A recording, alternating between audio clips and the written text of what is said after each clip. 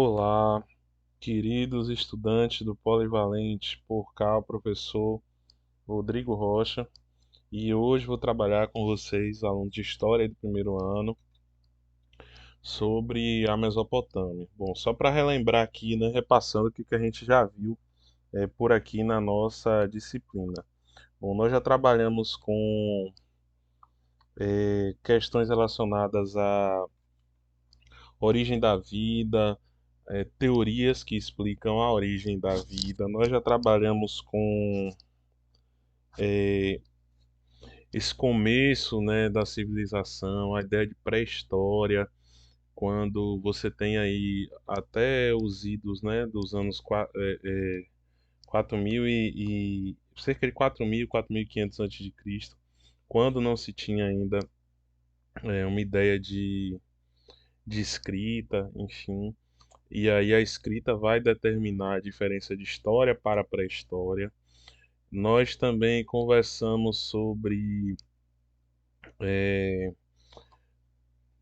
a diferença que se tem do período do Paleolítico, né, da pedra lascada para a pedra polida, que envolve basicamente essa necessidade, né, que se tinha de aprimorar e aperfeiçoar os artefatos, os instrumentos, de uma maneira que ficasse possível a existência, né, que ficasse possível a, a, o existir mesmo, né, de manusear esses artefatos, utilizar na agricultura, enfim, até chegar na idade dos metais. E aí, fazendo essa conjuntura, né, de como os seres humanos se desenvolveram, depois como eles se estabeleceram, a ideia do nômade para o sedentarismo, né, que a gente diferenciou lá e explicou, olha, o nômade era porque ele vivia só catando, digamos assim, né, colhendo os frutos, não sabia plantar e vivendo da caça. A partir do momento que ele domina a agricultura, consequentemente ele pode se fixar num lugar. Isso foi uma virada de chave muito grande. E aí a gente vai falar dos primeiros povos. E aí, para falar dos primeiros povos, a gente vai discutir ali povos da região do Oriente Médio, enfim, daquela concentração ali onde hoje corresponde ao Iraque. Então, povos da Mesopotâmia, que não era um povo único, enfim, a gente vai dizer algum desses povos aqui, de um legado cultural, de um legado arquitetônico, de um legado de estudos astrológicos, enfim, é devido aí a essa civilização da Mesopotâmia. Mas aí, sem perder muito tempo, vamos começar então. Bom, os primeiros povos da Mesopotâmia que se tem notícia são os sumérios. E eles eram organizados em quatro grandes cidades: Ur, Uruk, Lagash e Nippur. E aí havia lá uma divisão é, em que o chefe militar, político e religioso era chamado de patese. E a atividade econômica desenvolvida era a agricultura. E aí já era um povo que não era mais nômade, mas sim fixado numa região. Foram eles que inventaram a escrita cuneiforme. O que é a escrita cuneiforme? Bom, pense aí em alguns símbolos que a gente tem hoje, alguns símbolos gráficos do trânsito, por exemplo, né, em que você tem lá um desenho e você sabe que pelo desenho é proibido parar, é proibido estacionar, tem animal passando na pista, existe uma lombada, existe um quebra-mola, enfim, existe a passagem de pedestres e assim segue. Então, não tem nenhuma coisa escrita, não é uma palavra, mas é uma linguagem que você, olhando para o símbolo, você enxerga uma correspondência direta dela. E aí é da Mesopotâmia. Consequentemente, você tem aí eles já situados no período da história e não da pré-história, porque a pré-história foi marcada pela ausência de escrita. Então, a partir do momento que se tem forma escrita, já não se está mais na pré-história, e sim na história. É, essas estruturas também, elas tinham lá uma rivalidade, eram cidades que, as estruturas das cidades e estados, elas possuíam lá fortificações, enfim, se isolavam no sentido mesmo de tentar se blindar, se proteger. E aí, os sumérios eles foram deixando de existir, digamos assim, por conta mesmo dessa rivalidade entre as suas cidades e estados. E aí foi invadido por um povo chamado de Acádios, e esse povo era liderado por o rei Sagão I. E aí ele dominou os sumérios e tentou unificar a Mesopotâmia. E aí, além dos sumérios, nós tivemos aí os babilônios. E aí a Babilônia lembra que nós tivemos na Babilônia a passagem bíblica, né? Boa parte desses povos, inclusive aí, eles são mencionados de alguma maneira na Bíblia, né? Então, no Antigo Testamento lá vai falar da Babilônia. É, Na Babilônia, você tem aí uma estrutura que ficou ao sul da Mesopotâmia. é, é, Fixaram-se na parte norte, mas dominou todo o sul. A capital era Babilônia. O rei Hammurabi, e aí é conhecido também como uma grande contribuição, o Código de Hammurabi. E aí esse Código de Hammurabi constava lá como algumas leis escritas. E eu tenho certeza que vocês já ouviram na música, em algum lugar, a expressão assim: é olho por olho, dente por dente. Adivinha de onde é isso? Lá do Código de Hammurabi. E aí, inclusive, vocês vão pesquisar a atividade nossa, que eu vou deixar logo mais à disposição de vocês, um link com forms. A atividade nossa consiste, inclusive, em pesquisar um dos artigos, né, do Código de Hammurabi e é, transcrever e explicar. Bom, esse código, pense aí, um grupo de pessoas sem regras, né? Seria difícil, de difícil organização, de difícil desenho mesmo, imaginação. E aí, esse povo, esse reino, enfim, ele, ele percebeu a necessidade de uma codificação. E aí, algumas regras eram assim: olha, aquele que roubar vai ter a mão cortada, aquele que olhar para a mulher do próximo, que desejar, vai ter o olho furado. Por isso que é olho por olho, dente por dente, que era uma regra muito severa, né, mas serviu para a época e é conhecido como a primeira regra jurídica, né, da história, a primeira lei da história da humanidade. E aí pensa como isso é bom e importante, justamente pelo fato de que é graças a eles que a sociedade tinha lá um mínimo de organização, né? Porque não dá para imaginar um viver em sociedade sem regras, né, para limitar ali o campo de ação de cada um. Os babilônios também eles foram aos poucos deixando de existir, entrando em decadência por conta de invasões e revoltas da ordem interna. E aí era muito comum na antiguidade, então ao longo dessa história de vocês no primeiro ano, a gente vai falar de grandes civilizações, de povos da antiguidade, e eles são marcados, minha gente, pelo fato de que havia muito conflito. Então, um estava sempre querendo invadir ali, tomar a área, a terra, a propriedade do outro, né? Isso acontecia muito. E aí também a Babilônia deixou de existir. Os assírios, é, situados no norte da Mesopotâmia, no planalto de Assur, era um povo que fundou seu império por volta de 1300 a.C., capital Nínive, e esse império ele ficou aí por toda a Mesopotâmia, região da Síria, da Fenícia, do Reino de Israel, do Egito, e também comum, né, ou como de costume, deixou de existir por conta de rebeliões, enfim, na ordem interna. Os caldeus, que formaram uma espécie de novo império babilônico, compreendia aí a região de toda a Mesopotâmia, mais Síria e a região também da Palestina. Hoje nós temos inclusive os conflitos aí entre Israel e Palestina, né, por conta daquele território lá de Jerusalém, que é a terra onde Jesus nasceu. Inclusive estamos no período da Quaresma, né, que para os cristãos, principalmente da Igreja Católica, é esse período aí que envolve, né, a paixão de Cristo, é o caminho que Cristo percorreu até sua morte e a sua ressurreição. O rei com nome pitoresco, né, de difícil pronúncia, Nabucodonosor, que ele dominou essa região, né, conhecida como a região de Judá, e edificou os jardins suspensos da Babilônia, que é tido como uma das oito maravilhas do mundo, né, a ideia do Jardim da Babilônia.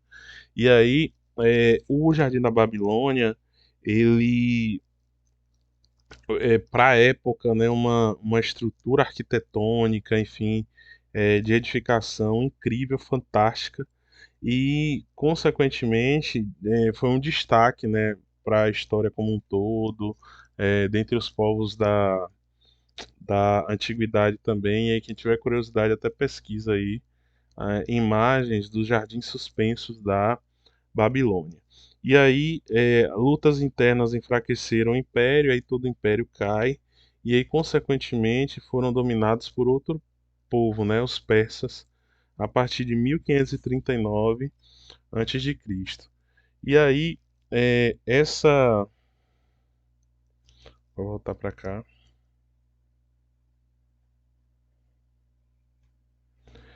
Como é que funcionava então o sistema religioso na, nos povos da Mesopotâmia? Eles eram povos politeístas. Então, o que que é o politeísmo? Vários deuses, né? E aí atribuindo essas divindades como estrutura cósmica, né, do cosmo, enfim, de outras dimensões, né, digamos assim, e trabalhava inclusive com a possibilidade de sacrifício humano no campo da religião. Na parte das artes, nós temos uma arquitetura e uma arte mais desenvolvida. Qualquer lembrança que se tem da Mesopotâmia certamente envolverá esse campo das artes, enfim. E aí, deixa eu ver se eu consigo clicar aqui nessa imagem das Sete Maravilhas do Mundo para que a gente possa visualizar. Na ciência também teve destaque, na matemática, na astronomia e basicamente aqui essa é a região. E aí basicamente,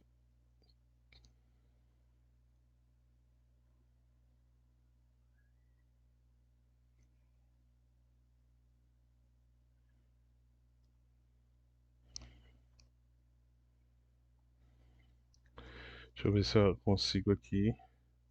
Eu só consegui uma das imagens.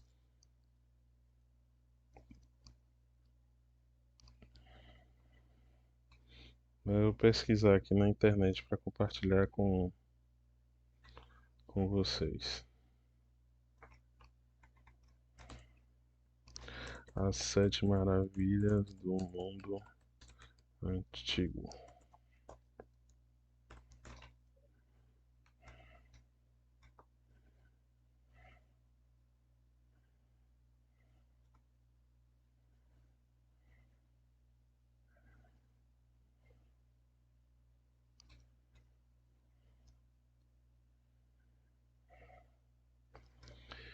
Aqui das Sete Maravilhas do Mundo Antigo,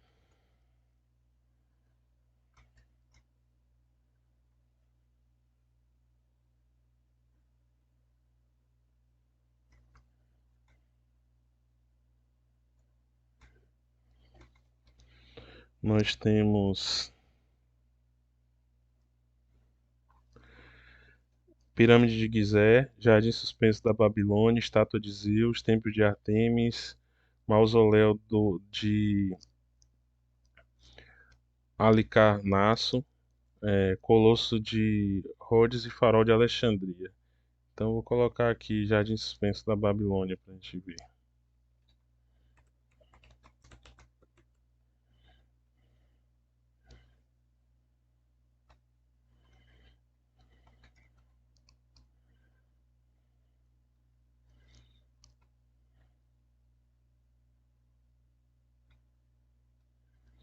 aqui a estrutura do Jardim Suspenso da Babilônia é algo lido, né, e tido como muito evoluído para a época, né, para aquele período, né, enfim. Então, uma das heranças aí da Mesopotâmia diz respeito justamente a esse campo da arquitetura, né, padrões de arquitetura. Também eram povos que já desenvolviam ali um caráter militarista, né, de proteção, um sistema de proteção, pautado na preparação das pessoas, né, para o combate, para os conflitos, enfim. No campo dos astros também, né, foram muito conhecidos por estudar astronomia, por pensar nessa estrutura dos planetas, nessas variações aí da Terra, enfim. Então, muito dos estudos dos astros se deve a povos da Mesopotâmia. E aí, dentro desse contexto aí, nós temos uma área que é uma área que desde o Velho Testamento já se fala dos conflitos que se tem por conta do domínio dessa área, que é a região da Palestina aqui, que eu vou abrir o mapa aqui também para mostrar para vocês Israel, colocar Israel e Palestina,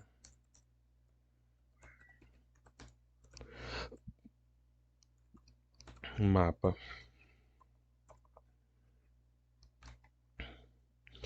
Aí você tem aqui essa região no Oriente Médio. Deixa eu ver se eu consigo uma imagem melhor aqui, mais.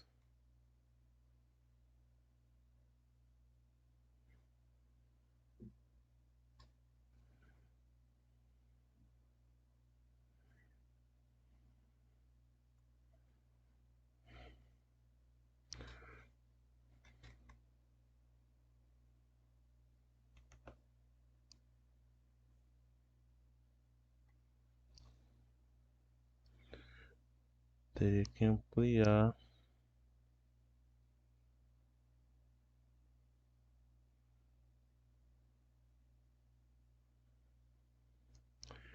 Fechar e abrir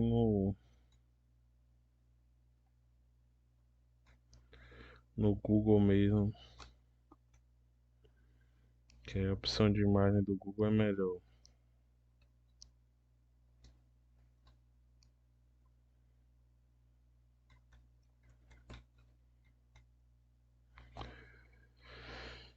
Google Chrome.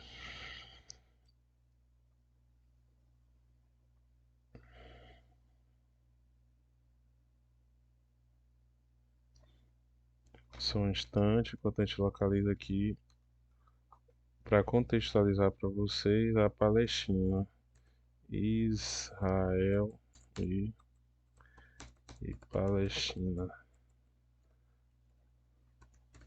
Mapa.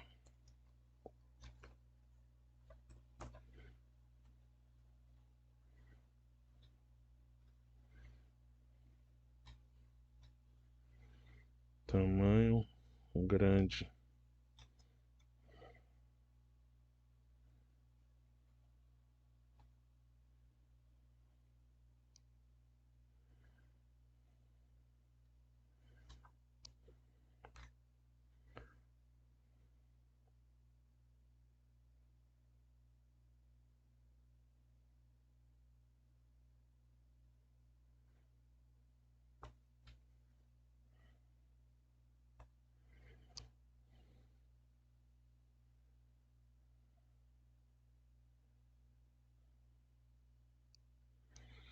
Em 3 mapas com território palestino encolheu.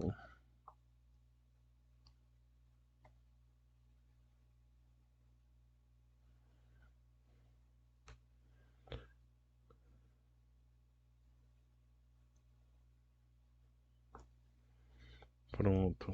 É, aqui, né, nós temos essa região de disputa, né, que é a região de Jerusalém, A maior parte aqui equivale ao Estado judeu, esse mais clarinho,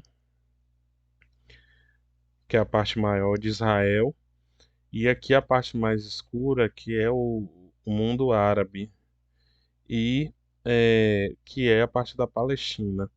E aí, aqui Jerusalém, que é a cidade onde Jesus nasceu, é uma área de disputa, porque é como se fosse o território internacional, só que é, a Palestina muitas vezes cria bloqueios com Israel, e aí, consequentemente, também Israel vai ali, de alguma maneira, também conflituando com a Argentina, ou com a Palestina.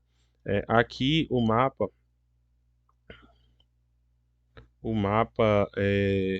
todo de Israel. Há aqui uma parte que é chamada de faixa de Gaza, né, que é entre Israel e Palestina, e aqui o território da Palestina e Jerusalém, que é dividida entre Israel e Palestina. Então, desde a Bíblia, né, que já se noticia essa área enquanto uma área de conflito, enfim. E aí, consequentemente, ainda hoje nós temos essa ausência de respostas, né, em relação a, a esse território. É um lugar de conflito religioso, então você tem ali o islamismo dos árabes versus o judaísmo de Israel e essa disputa pelo território de Jerusalém, que é a área atribuída onde Jesus nasceu. Como é que funcionava o governo nesses povos da Mesopotâmia? Tudo era baseado no patriarcado, a figura do patriarca, que tinha a autoridade máxima. E aí que vem de pai também, né? Então, uma liderança masculina. Abraão, que foi conduzindo ali o povo de Ur para Canaã, que equivale à área da Palestina, para a Terra Prometida. Isaac, que foi o sucessor de Abraão. Jacó, que era um representante de Israel, que conduziu é, os hebreus para o Egito, onde vivia o seu filho José. Depois, Moisés, enquanto um outro governador também, todos eles são bíblicos, né? Retirou os hebreus do Egito, que é o que se chama de Êxodo. Nós temos um livro do Êxodo. Foi aquele que recebeu lá no Monte Sinai as tábuas da lei, que são os 10 mandamentos, e conduziu também o povo hebreu é, por 4 anos, por 40 anos no deserto, né, rumo à região ali da Palestina de Jerusalém, né, a Terra Prometida. O sistema de governo também, como é que funcionava? A figura do juiz, que era uma autoridade política, militar e religiosa. Samuel foi o último juiz e aí instituiu um período de monarquia. E aí já na monarquia você tem uma superação, né, do modelo do patriarcado, que era aquele líder, enfim, messiânico, bíblico, para a figura dos reis. Aí tem Saul, tem o Davi de Jerusalém, tem o Salomão, conhecido pelas grandes festas, né, que fazia. Dentre essas festas aí, a festa de Sabá, que é a comemoração do sétimo dia da criação, a Páscoa, que é essa mudança, esse êxodo, Pentecostes, que é o recebimento das tábuas da lei. Nós temos religiões, inclusive, né, com essa inclinação pentecostal, né, de uma linha de evangélicos, os pentecostais, neopentecostais, festejos também de tabernáculo, que é a comemoração da permanência e da resistência do povo no deserto. É, a cisma, foi um período ocorrido após a morte de Salomão, e aí separou em dois reinos, o reino de Israel e o reino de Judá, com a capital em Jerusalém. E aí a religião já não era mais politeísta, mas sim monoteísta, acreditando num Deus, e acreditava também na ideia de salvação, que viria um Messias para salvar, para libertar o povo hebreu. Esse Messias é aquele que a gente conhece pelo cristianismo, né, ou boa parte de nós, se não for para generalizar, o Jesus Cristo, né, que nasceu mesmo com esse propósito de libertar, de salvar o povo. como é que ficou essa área que é disputada desde o período antes de Cristo. Os assírios conquistaram o reino de Israel e aí exerceu domínio sobre a Palestina. Os caldeus conquistaram o reino de Judá em 586 a.C. Depois, Alexandre da Macedônia, né, conquistou a Palestina. Depois, os romanos passaram a dominar a região da Palestina em 63 a.C. E aí, o que é essa diáspora? Os povos hebreus de origem judaica, né? Então, os judeus, eles vagando mesmo pelo mundo para poder, durante o período do Império Romano, para poder tentar preservar sua língua, sua religião, enfim. E aí, esses judeus, e essa ideia de um povo que vagava pelo mundo, eles foram ter uma área, né, destinada já no século XX, depois da Segunda Guerra Mundial, em que a ONU foi lá e pegou aquele território lá no mapa que eu mostrei para vocês e disse: bom, essa área aqui tem que ser a área dos judeus, essa área tem que ser a de Israel, porque eles peregrinam mesmo, é um povo que não tem uma área, um território. Então passou a declarar aquela área como território, e aí, por conta dos árabes já habitarem aquele lugar, gerou muitos conflitos. Um outro povo da Mesopotâmia, a Fenícia, corresponde hoje ao país Líbano. Eles se dedicavam muito ao comércio, foram os primeiros a se expandir aí pelo mar Mediterrâneo. Era um governo que não era centralizado e tinha muitas divisões em cidades-estados, Biblos, Sidon e Tiro. A economia deles era baseada no comércio, então eles saem de um modelo agrícola, como era lá com os caldeus, com os assírios, com os babilônicos, e desenvolve mais comércio. Desenvolve também indústria naval, por se aventurar aí pelo mar, também tecido e metalurgia. Já cria um alfabeto que é o alfabeto fonético, um sistema de escrita com 22 letras. Então é diferente da escrita cuneiforme lá recém-fundada, porque na escrita cuneiforme você tem representações, né? Então esse desenho aqui representa tal coisa, representa dinheiro, esse símbolo aqui representa proibido, como as placas nossas de trânsito, né? Proibido parar, proibido estacionar.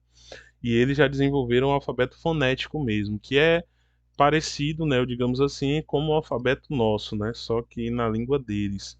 E aí, consequentemente, isso também é uma grande contribuição para o mundo, porque você não está mais, digamos que, vinculado, né, tão somente a um modelo de desenhos para representar algo, mas com o alfabeto você passa a construir frases, orações, períodos, ou seja, textos, né, que é isso que a gente está, inclusive, fazendo aqui agora para vocês. Então, de letra em letra, ou desses símbolos, eu junto em palavras e, consequentemente, eu escrevo textos. Essa é uma virada também extremamente significativa para a humanidade. A região, além da Fenícia, a gente também tem os persas, que hoje corresponde aí à região do Irã, enfim, e teve grandes imperadores, a figura do Ciro, o, o Cambises, o Dário que estendeu aí o Império Persa até a região da Índia, enfim. Era uma religião politeísta com vários deuses e eles foram derrotados pelos macedônios e pelos gregos, mas duraram muito tempo aí de vigência, de dominação, muito tempo operacionalizando, né, liderando aí a região da Mesopotâmia. E aqui são as nossas referências que utilizamos para poder trabalhar essa aula com vocês, e eu queria voltar lá para o ponto inicial para discutir assim o que a gente vai cobrar de atividade de vocês. Bom, primeiro o Código de Hammurabi, é um grande legado, né? Então destacar, mas vai ter lá contido lá na atividade. É, um artigo, destacar e explicar esse artigo, né? Qual o sentido desse artigo para vocês. Então vocês vão pesquisar na internet, que é o Código de Hammurabi. E a outra é dizer algum legado da Mesopotâmia. Pode ser arquitetônico, astrológico, cultural, enfim, deixado pelos povos da Mesopotâmia. Então é isso, queridos e queridas. Boa semana. Vou disponibilizar também esse slide para vocês. E a gente vai se falando aí no grupo do WhatsApp. Aquele abraço.